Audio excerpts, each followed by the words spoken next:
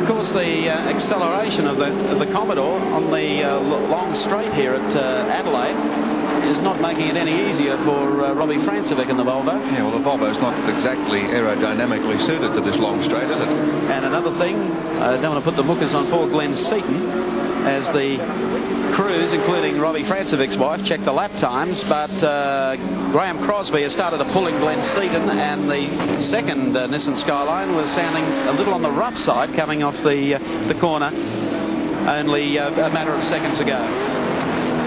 The gap between Peter Brock and this dice here is 11.8 seconds. So while all this is going on, he's just romping away to the bank. He's already got the $1,000 that Gary gave him prior to the race. He could be in for a few more. This is where the scrap is, with Glenn Seaton in car number 15 holding down second on the road.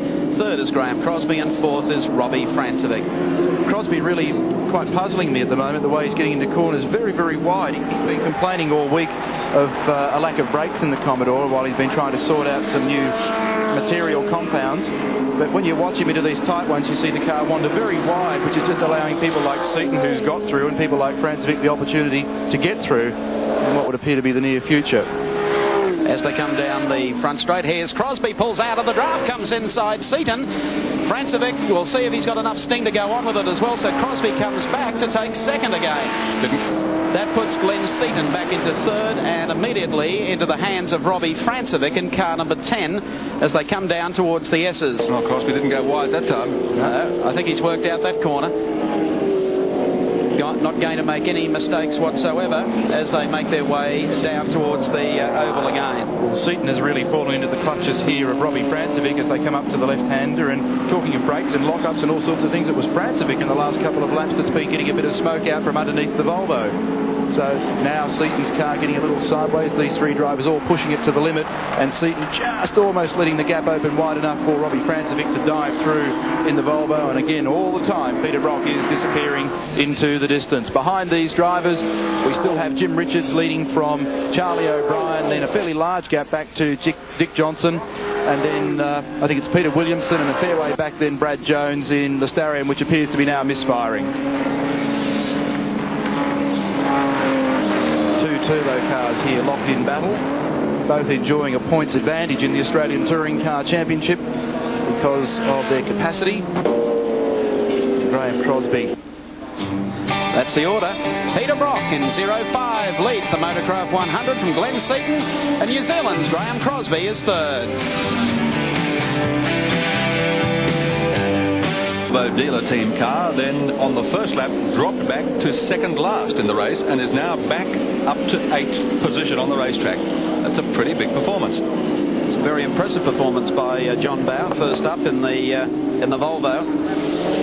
He's had to charge from the back, as we've said. He's been very, very clean throughout the traffic, and there's been plenty of it in front of him. But as they come down to the oval, through the bottom turn, John Harvey, who has already made a pit stop, is pretty close to him.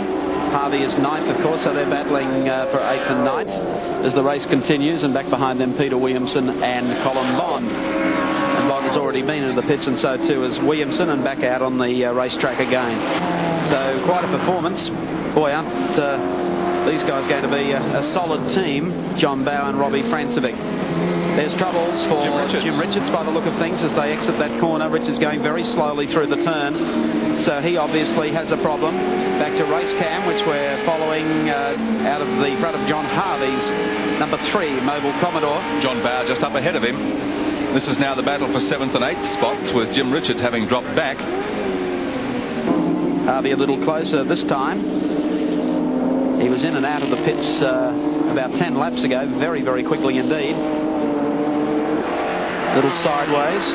John Harvey's been a little crossed up coming off the bowl. It's been quite noticeable that Peter Brock has been very, very steady in his approach to all the corners today. He really knows how critical the tyre wear factor is. Well, I guess in the last month for Brock, he's done so many more kilometres than any other driver in this field that it's really sharpened up his act. He's driving brilliantly. And I think this man did a sensational job yesterday in just one session of practice. As we look through the race cam of John Harvey's, we saw him take that Volvo around super quick with little or no time in the car. Remember that last year at the James Hardy he drove the car for only a few laps, and for a man that spent his entire racing career in virtually single-seater type cars and in sports cars, he's coped very well.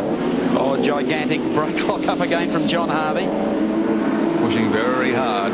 It's a wonder Neil he hasn't got square rubber on the Commodore. Well, I'm surprised that the tyre has lasted that long. I saw the tyre that came off John Bowes' car yesterday after he had flat spotted, and it was the one I was talking about earlier before the start of this race that popped on him when he was just cruising around in discretionary practice trying to bed in a set of brakes. And he certainly let go here, and there's so much pressure, so much load on the front left-hand side of the car at this track. They fly through this corner at the end of the straight underneath our camera point here with nothing more than a quick dab on the brakes, lift the pedal, and then right back into it again. That's why the car is bucking around so much. And then it's a very hard stop again, in some cases back to third or even second gear in some of the cars through the tight right-hander.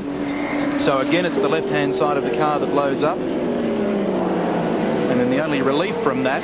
Oh, and I think that our race leader is in trouble. Yeah, Brock has blown something. Pulling off on the infield, goodness me. Just ahead of these cars here, there'd be oil all over the circuit, and it's Brock out. So that completely transforms this entire race. He's coming up the pit lane backwards.